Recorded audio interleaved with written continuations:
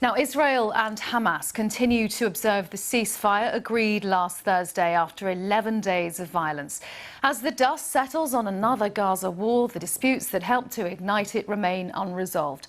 One of them concerns the fate of Palestinian families living in Arab East Jerusalem who find themselves threatened with eviction because Jewish settler groups claim the land belongs to them. The case is currently sitting with Israel's Supreme Court. Our correspondent Paul Adams has been to the neighbourhood of Sheikh Jarrah.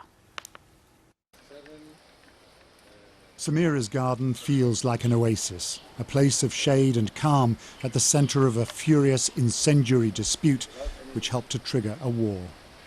She and her husband Adel have lived here for decades. 3 or 4 generations. Both their families were driven from homes in West Jerusalem during Israel's War of Independence in 1948. Under Israeli law, they cannot get them back. History, they fear, is about to repeat itself. We think that the very happy period that we lived in this house is going to end. We'll feel that we will be refugees for the second time. It's quiet today, but this is the street in Sheikh Jarrah where 28 extended families are threatened with eviction. Across the way, a house taken over by settlers more than 10 years ago. Israel says the law favours the settlers. Jews owned land here before Israel came into being. They're just claiming it back. We're a country of law and order, and therefore these families are going to be evicted for non-payment of rent for a protected tenancy that the Israeli courts, I think quite rightly, gave them at the time. So, you know, we have a property dispute that's been conflagrated into a political dispute in order to invent a provocation. Tempers flared here during Ramadan, a dispute decades in the making exploding into violence. At the nearby Al-Aqsa Mosque, more trouble. Jerusalem, it seemed, was on fire. Hamas joined in, firing rockets straight at the city. We, they declared, are here to defend you.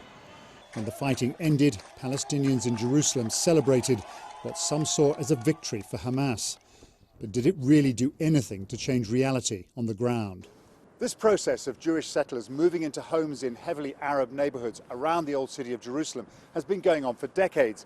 It started off down here in Silwan in the 1990s, and now the focus of attention has shifted to Sheikh Jarrah, just over there. The question is, what's it all for? What we're seeing now is the encirclement of the old city. Daniel Seidman has been charting this process for 30 years. There is a concerted effort to displace the Palestinians who live there and to replace them with biblically motivated settlers. That's what's happening.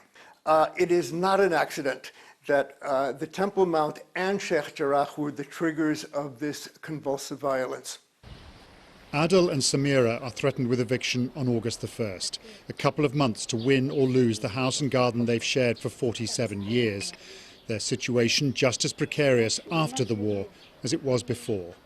Paul Adams, BBC News, Jerusalem.